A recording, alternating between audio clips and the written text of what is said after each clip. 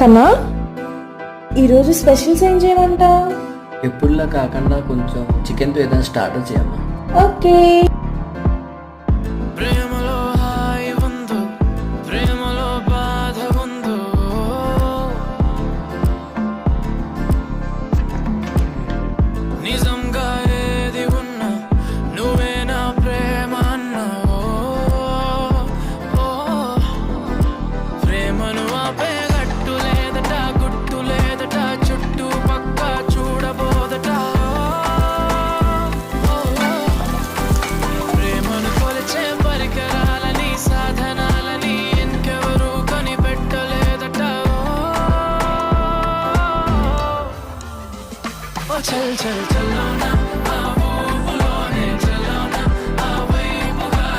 కన్నా